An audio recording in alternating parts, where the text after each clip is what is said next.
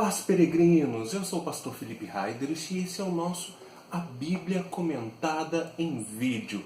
E tem sido uma alegria muito grande para mim nessa caminhada aí. Nós já passamos 10 capítulos, já tivemos 2 especiais, Jardim do Éden, o Dilúvio. E se você tem gostado desse trabalho, tem alguma dúvida, algo a acrescentar, dê um like nesse vídeo, compartilhe com seus amigos e deixe o seu comentário. É sempre muito bom e eu quero deixar bem claro para você. Eu leio todos os comentários. Nem sempre dá para responder todos, mas eu leio todos. E hoje a gente vai falar da maior tragédia pós-dilúvio. Não adianta. Mesmo o homem tendo visto a grandiosidade do que Deus fez através da arca, através do dilúvio, desenhando, pintando um céu com um novo arco nos céus, totalmente colorido, o coração humano se corrompe. E ele disse, nós não podemos confiar nas promessas de Deus. Uau! Será que a gente confia nas promessas de Deus? Bom, acontece que os descendentes de Noé, de uma linhagem, resolveu fazer o quê? Bom, nós não podemos ficar simplesmente na palavra que Deus diz para o nosso avô, para o nosso bisavô. Nós precisamos ser iguais ou maiores do que Deus. Nós não podemos ficar submissos à vontade dele. Então nós vamos construir uma edificação tão grande, tão alta, mas tão alta que nem Deus poderá cobrir com as suas águas. Mesmo Deus havendo dito que não iria mais cobrir a terra com as águas. Ali começa a construção da Torre de Babel. Para você ter uma ideia, não dá para falar de Gênesis 11 sem falar de Atos 2. Hoje nós temos o privilégio de ter toda a Bíblia conosco. Eles não tinham naquela época, mas hoje nós temos. E dá para comparar Gênesis 11 com Atos 2. Gênesis 11. O homem se uniu e disse, nós queremos ser como Deus. E o que aconteceu na Torre de Babel? Deus olhou, viu a iniquidade. Dessa vez ele não consome, não destrói o povo. Ele multiplica as línguas. Ele ali dá a variedade de línguas. Todos falavam apenas uma linguagem, mas a partir desse momento, na construção da Torre de Babel, se surgem as línguas de todos os povos. Talvez não o português, porque o português ele oriunda de outra língua, assim como o inglês de outra, mas as linguagens originais, o aramaico, o hebraico, o grego, o latim, o germânico, algumas essências foram surgidas ali, na Torre de Babel. Quando o homem, eu fico imaginando, né? O sujeito está lá tentando edificar e fala, poxa, me dá um tijolo. O cara não entende nada e começa e traz um pouco de barro. E começa uma briga, a ponto de que eles não mais se uniram agora por famílias, mas sim por línguas. Eu entendo o que você fala, então nós vamos unir os povos de acordo com as línguas. Por que ele é contrário a Atos 2? Lembra, Gênesis 11, os humanos, os homens, se reuniram e disseram, nós somos como Deus. Deus dividiu as línguas. Atos 2, um dos textos mais conhecidos do Novo Testamento. O dia de Pentecostes. Os homens se uniram, cada um falando numa língua diferente. E dessa vez eles não disseram, nós queremos ser como Deus. Dessa vez eles não quiseram subir, eles quiseram descer. Ajoelhados, orando, clamando, vendo a sua miséria, a necessidade de ter Deus mais próximo. Deus fez o oposto da Torre de Babel.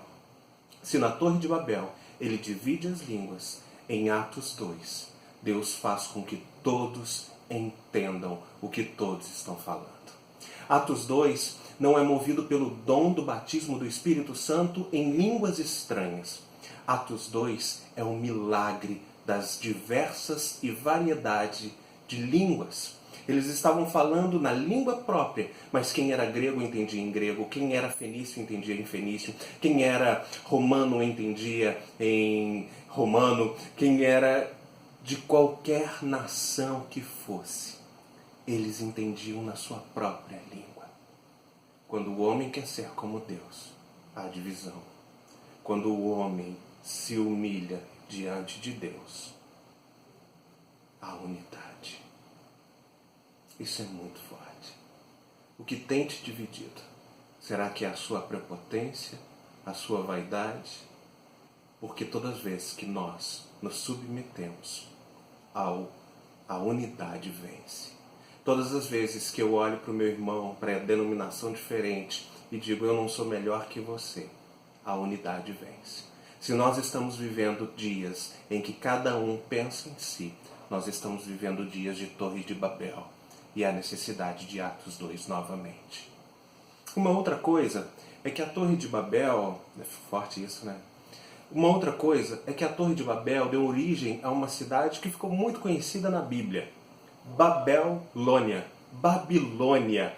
A Torre de Babel ficava no centro do reino da Babilônia, que hoje é um pedaço do Iraque. E se eu quero te mostrar mais ou menos, Deus me deu a oportunidade de ir ao México, no Império Maia. E lá tem essa construção aqui que é chamado de zigurate. Zigurate ou pirâmide. Pirâmide você conhece, tem muitas no mundo. Tem as mais famosas no Egito, tem as dos maias, tem aqui na Amazônia uma pirâmide. Era uma forma de um culto, de uma adoração.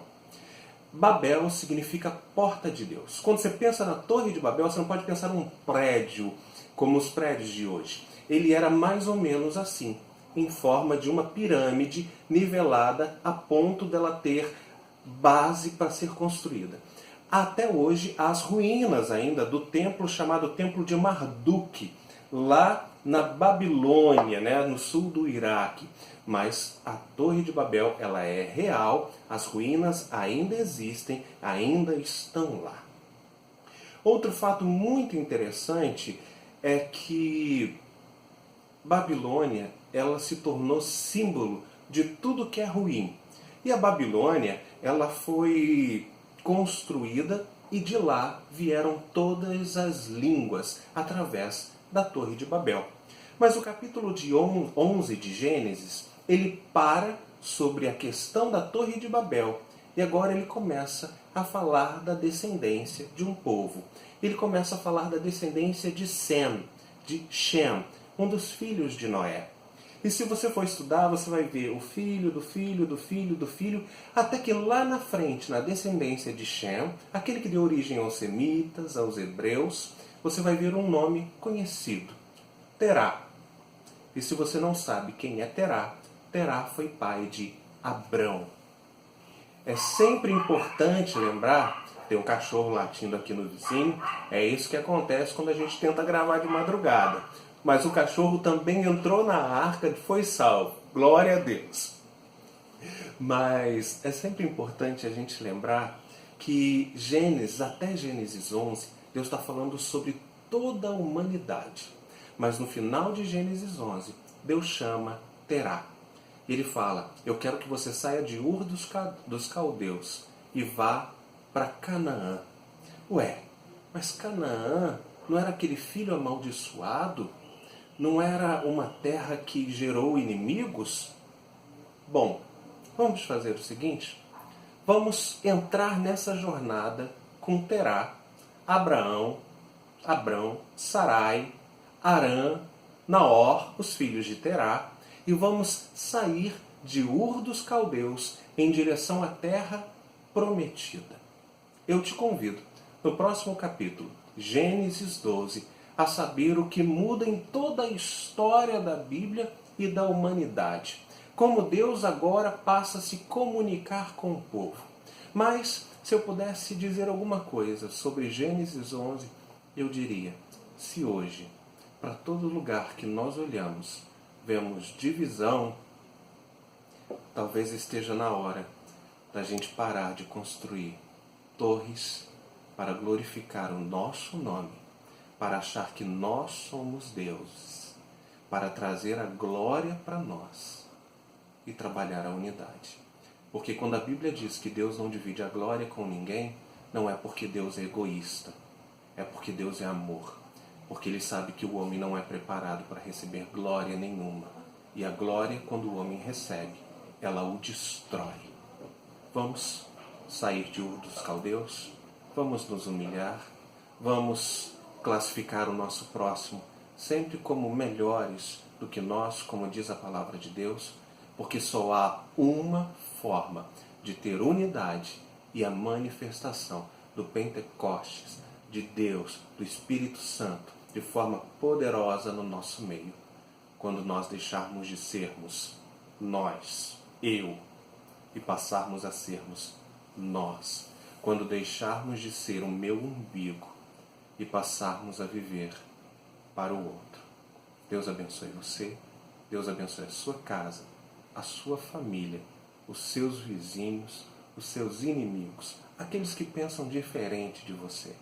Porque talvez, se você acha que alguém é seu inimigo, você pode ser para alguém o inimigo dele.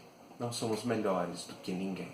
Precisamos de Deus. E quando nós nos humilhamos, a unidade vem. Deus abençoe a sua casa. Eu sou o pastor Felipe Heiderich e esse é o A Bíblia Comentada em Gênesis 11. Paz.